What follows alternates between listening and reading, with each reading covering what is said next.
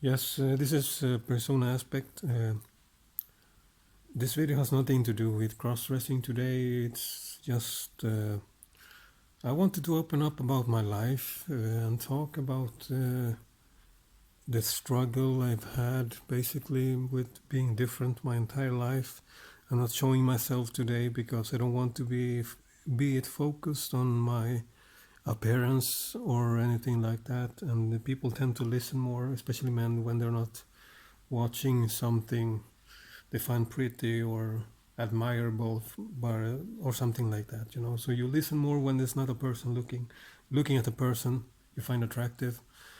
So I won't show myself, and it's not about how I look, it's more about my life. So this is a vlog after all, even if I cross-dress a lot, you know, and look pretty sometimes, and you know, entertain people with my personality and appearance and personas. But this time I wanted to talk about my life and my ongoing struggle with depression.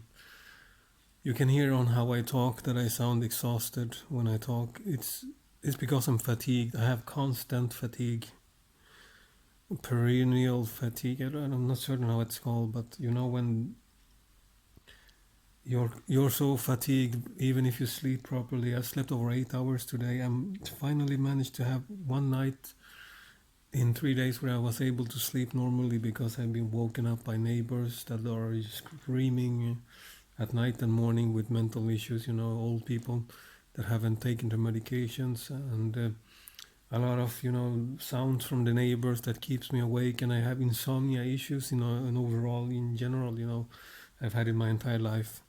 So last night I was able to sleep properly for the first time in several days, but I'm still tired and exhausted. I'm always fatigued. Doesn't matter how much coffee I take or sleep. I'm always fatigued. It takes energy just to talk, you know. So that's why I'm not really good at talking either, you know. On my channel, when I'm cross-dressing, it's usually I don't say much, short sentences and words most of the time because it's hard for me to talk. So now you know that part. I'm always fatigued. So I'm not the most cheerful person in real life. I have severe anxiety and depression. I've had it my entire life. I also have what you call high functional autism, Asperger's syndrome. Not Asperger, it's a meme about that, but it's Asperger's syndrome. But today it's just lumped together in the autism disorder spectrum, you know.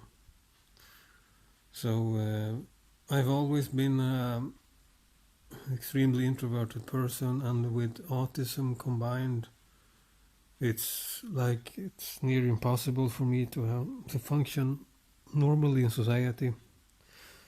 I get overloaded and overstimulated by every sound, noise, you know, loud, stimulates your mind, you know. The visual groups of people. If I'm in a group with more than 3 people, I start getting anxiety and feel nervous instantly. I don't feel comfortable, you know. So when basically everything revolves around the social and this extroverted norm society that lacks neurodiversity. There is no neurodiversity in society. They're first now starting to apply it more to help people like me function in society. But when I was a child, a young kid, I was just seen as a retarded person. I had late talking. I started talking really late, even though I could talk very well. I didn't talk. I had selective mutism. I only talked with a select few people. So in school, I never spoke when I was talked to by the teachers, by other students. Everybody thought it was basically retarded. I have mental challenges, according to the teachers. And they called in my mother to the principal's office, and I didn't say a word. I just sat there observing and listening. My mom was often very sentimental, and she didn't actually cry because she felt sorry about me or understood me. She cried because she felt ashamed. She felt ashamed that I was such a failure, and to her, and that's how I always been treated by people, as a failure, as something weak and stupid that doesn't work well, function well. My mom played a huge role in my self-esteem today, how she treated me as a child.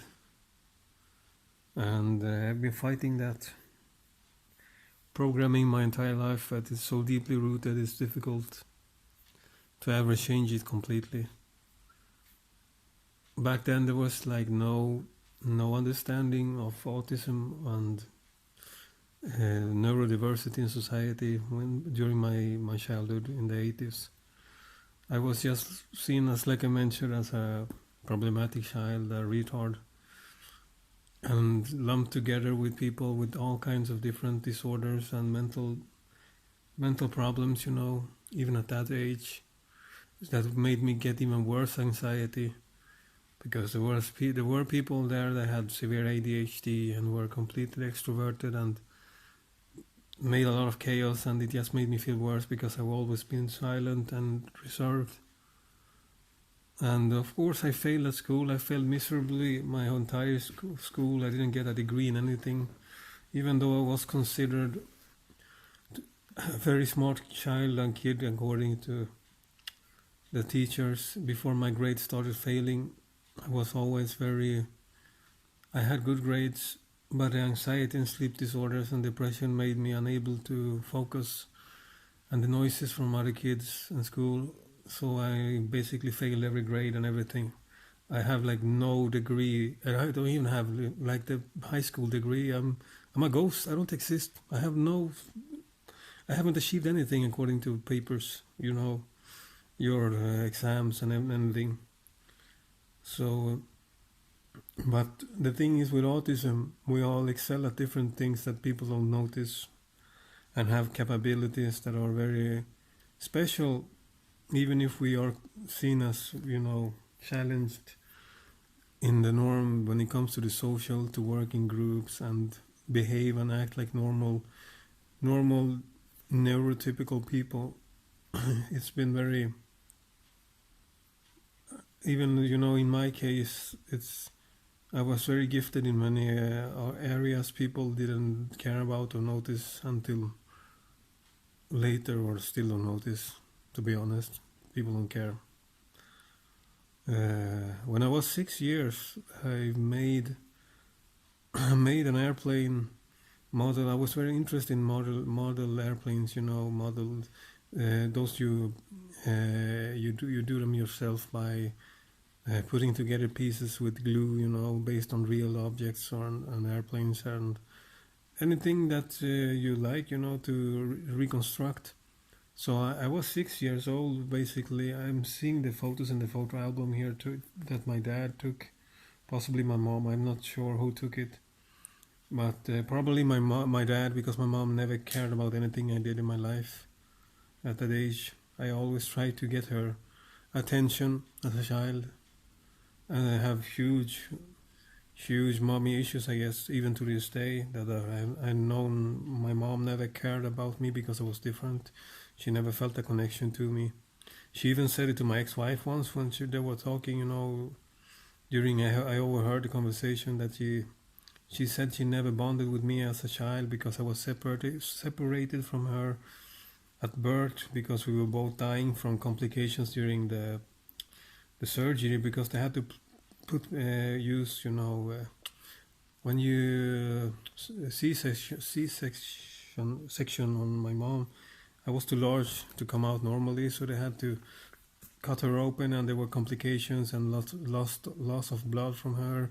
She had to be observed and monitored for several days because she was about to die. The same with me. I was being strangled by the cord itself and lost air and was put in an incubator or something.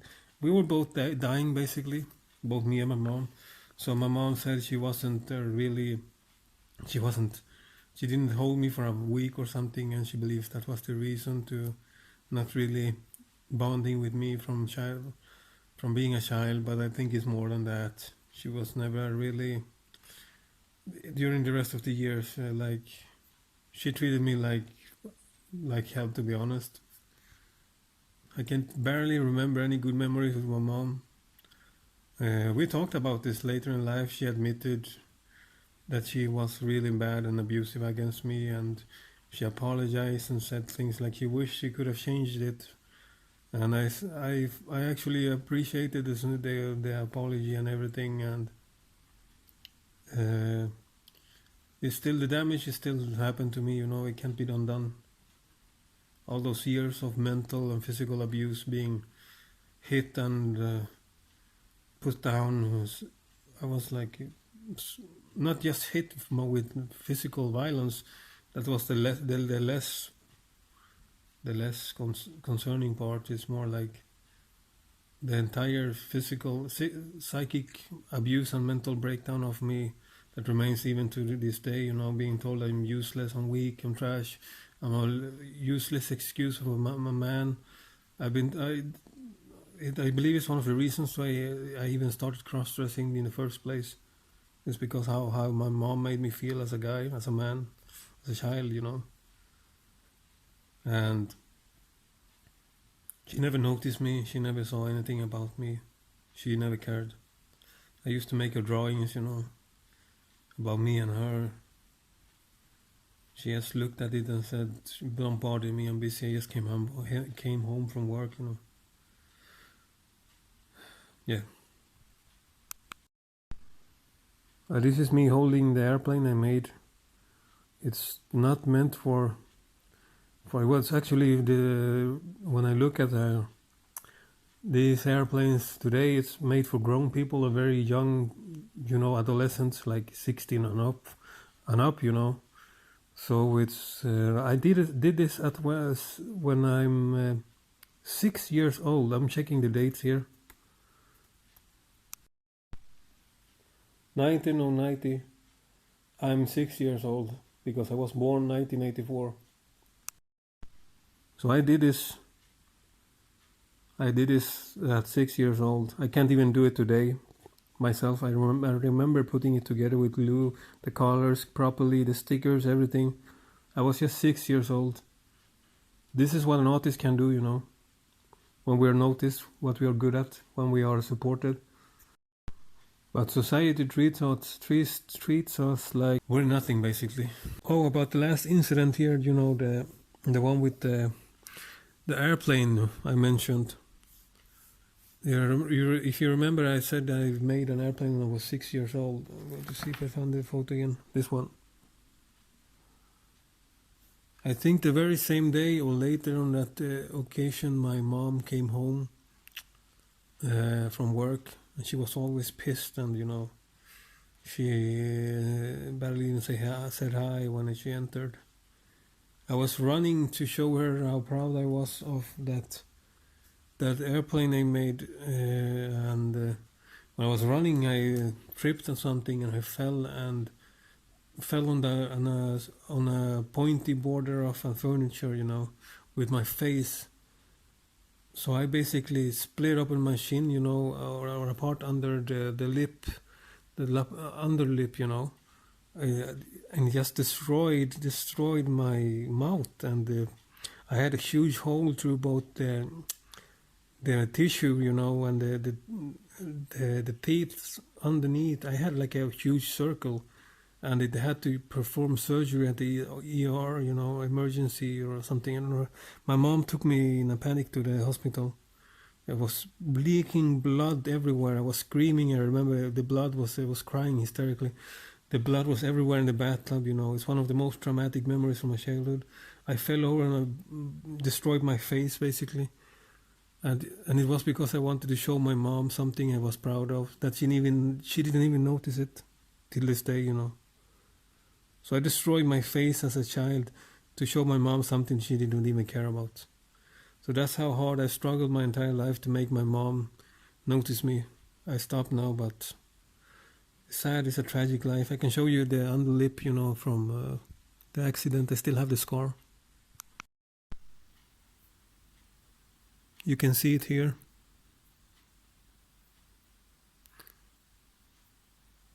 You see I have the scar here, it's like a bulge.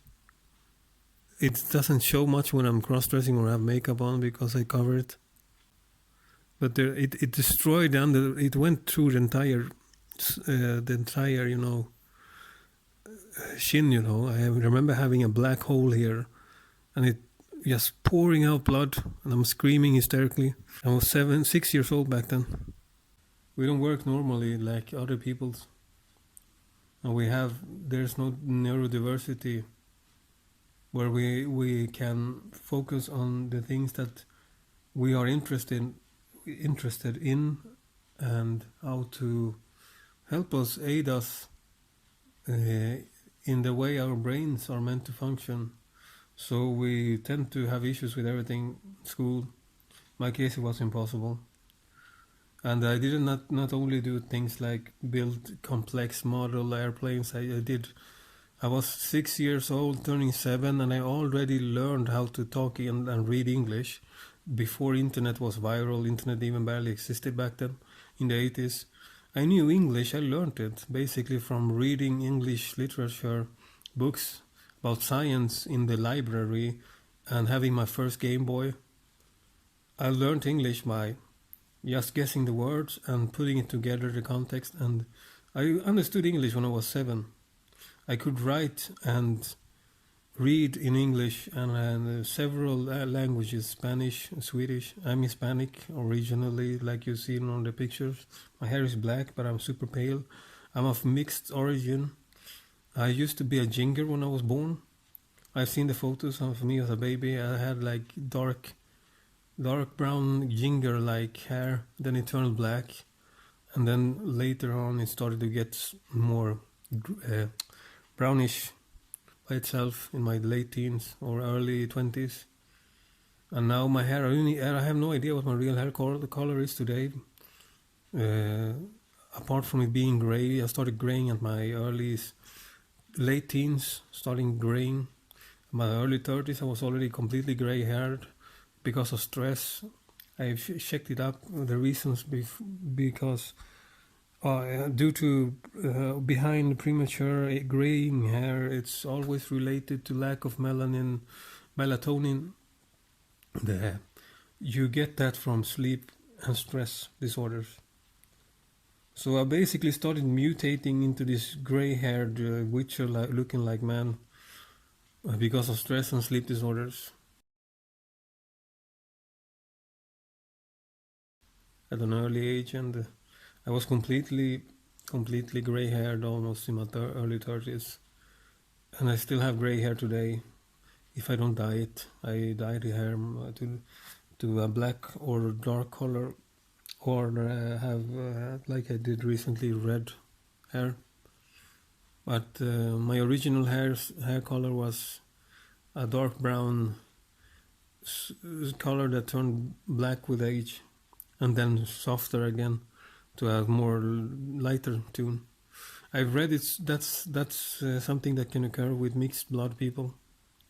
That the strongest DNA in the blood will become the dominant, the most dominant group of ancestry. And since I'm mixed blood with European, I have like primarily European ancestry. My relatives, I think I have like a small mixture with natives in South America, but generally it's all from Europe, Spain, Anglo-Saxon countries, you know. And since I have ginger blood from my grandmother's side, she is dead now, but she had green or blue. I think she had blue eyes, you know. Blue eyes and super pale skin, and red hair, And my mom has green blue eyes too. She has black hair but green blue eyes. They're like super super green and blue. And I inherited her eye color to a degree. So my eyes are more on the green side too. But they are amber, like, depending on light they look more amber, but the mixed blood in me makes the color change. So I have like yellow, golden, rusty eyes in certain lights, and then I have totally green eyes when I have other lights on me, makeup on or hair color or clothes.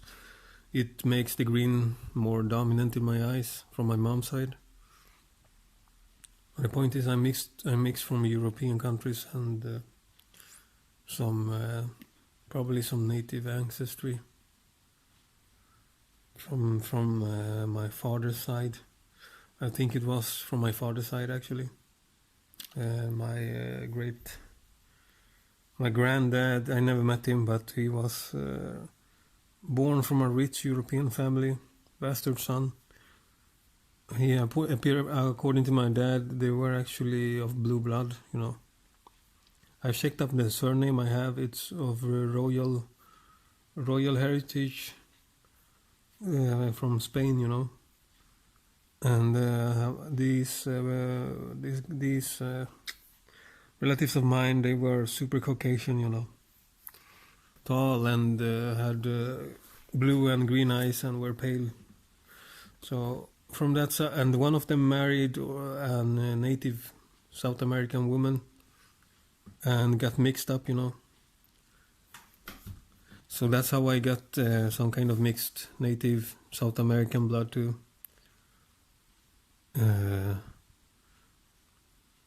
I'm talking basically about my entire life story here, but I'm not going to take up the most intimate details of my life. Some things are just, not everybody should know it, but I'm still talking about my past and things related to who I am today. Maybe some of you care actually want to know me, who this queer cross-dressing guy is on the internet.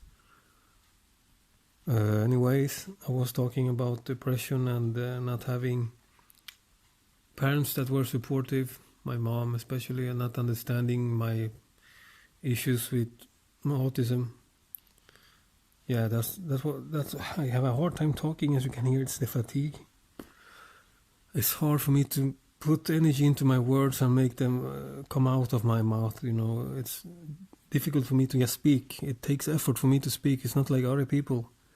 For me, I have to make a huge effort to just make a sentence. And when I was 7 or 6, like I said, I spent a lot of time by myself figuring out languages. I learned, like I said, the Spanish, the English language before the internet was public. I also I knew things about science and the universe and topics about the metaphysical as a kid, 6-year-old and 7-year-old. I spent so many hours in the local library.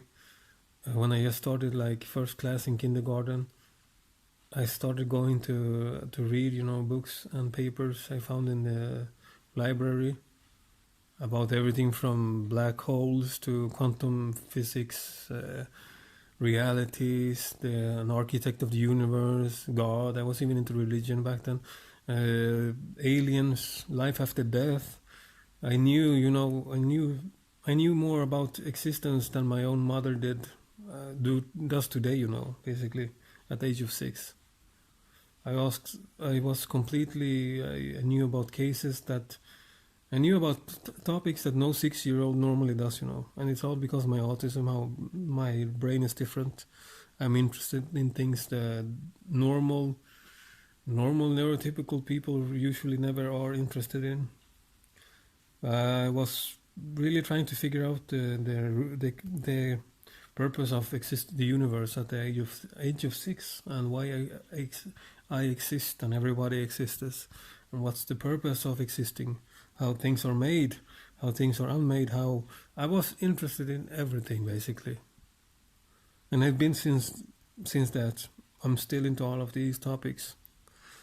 I'm a huge nerd for everything science, sci-fi, fringe science, the paranormal, metaphysical, the theological, everything, everything that's mystical, strange, and difficult to understand for the normal person. It's like my field of expertise, basically. So I can understand those memes where people have like a book, like a tiny, tiny, tiny book where it says, this is my knowledge, social skills, and then there's a humongous book, like it's the size of a door or something.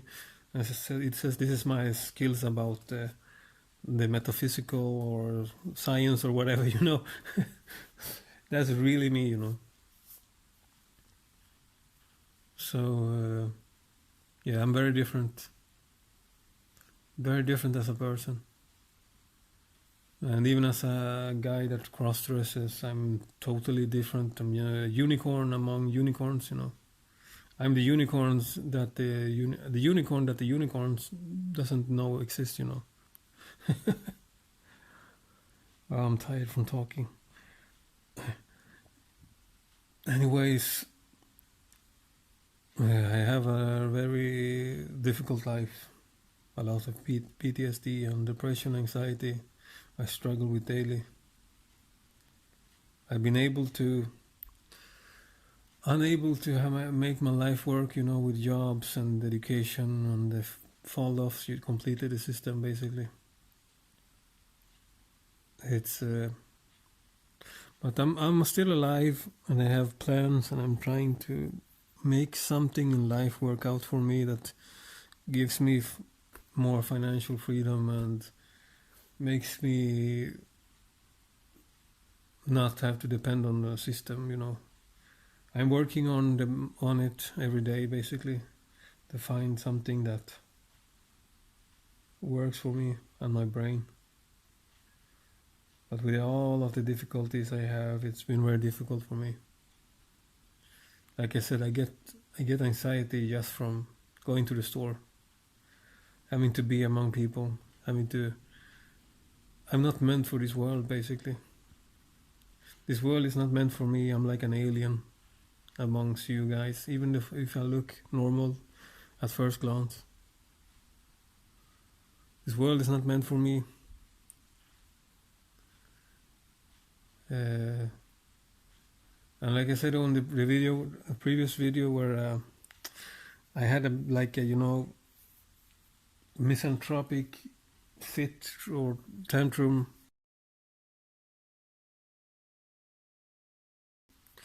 I made the video unlisted because I felt ashamed, or I felt it was too much, and felt ashamed that I decided to cross-dress just a few hours after making a video where I made a statement about not cross-dressing more. The contradictory nature of that very video being, followed instantly by a cross-dressing video the same night. I understand the irony and the oxymoron behind it. So I basically made it unlisted, but I have made it public again, because I believe that I'm a type of person that stands for what I do, what I said. And maybe it helps people to see how much I'm actually struggling with cross-dressing as a man. Because it is a struggle to me. It is a huge struggle to know that you only feel good as a man when you're not a man. The very same feelings I've had my entire life of not being enough, not being worth anything, not being seen by anyone, not being understood, just gets confirmed with cross-dressing. It makes me so sad. I'm only good when I'm not somebody else. Nobody cares about me as a man. Nobody still does. Only my daughter. I'm so blessed to have her. She's the most beautiful person in my life. Without her, I wouldn't even be talking now. Probably the end of my life. because I don't see the purpose of having this pain every day. Every day is pain to me. Every fucking day is pain. I just find ways to ease the pain by doing things like training, going out in nature, cross-dressing, but every day is suffering, basically. And it only ends when I'm with my daughter or it gets better. And she, gives me so much to do and stress and keeps me so distracted from my anxiety and thoughts by just having to focus on her as a parent. And she is also on the spectrum. She has autism, the same as me, high functional autism and ADHD. So we understand each other so well. I understand her needs like no parent could that doesn't have the same brain. I understand how she thinks. I will always be there for her, support her. I will always make her feel somebody understands her. Not put pressure on her. Not ask her to achieve anything. I have no expectations of her. Because I understand what it does to a person. That's different. All I want her is to be happy. And I'm doing everything I can for her to be happy.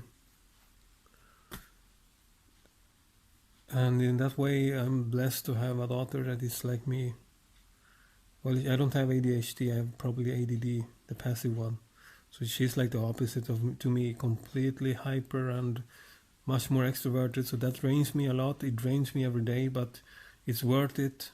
I would never change her for anyone or anything in the world. I would never want her to be somebody else. I want her to be my daughter. And even if we're very similar, we are different in that aspect. And it's nice with that diversity, even among people that are different and have the same type of brains. Because she makes me have new experiences that I would never normally have.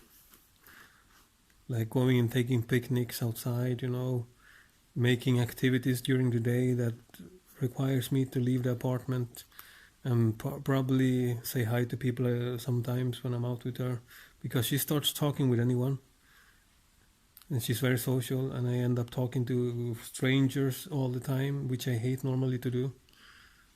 So I appreciate the difference in us, but it's sad that I'm seeing the same kind of struggle already in her at this young age with fitting in. She's very different. And she doesn't understand why people react sometimes the way they do when she is simply being herself. It's because you're different, I tell her, and there's nothing wrong with being different. Nothing. You just have to understand, I tell her, that the world is really not made for people that are different. But there are people like you, and I'm one of them, I tell her. I understand you, everything. So she has that comfort with me. And I have it with her. We have a very beautiful bond. I cry every time I watch our photos there the first day she is with her mom, because I miss her so much. I have a hard time just watching our selfies during the week I'm not with her, because it causes me so much sadness and pain that I can't be with her. And when I want to, the divorce is,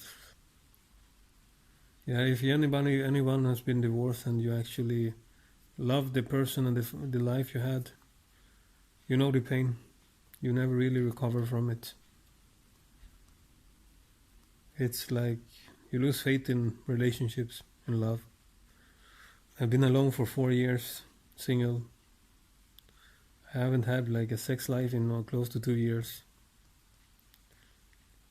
I just don't see the point in it. I'm so depressed, I don't see the point in anything. With people, I don't believe in love. Love is just something that it's like an illusion that lasts for a brief moment and is all gone. And you're left where you were in the beginning. Just by yourself. Yeah. My marriage almost destroyed me, but it also remade me in the same time.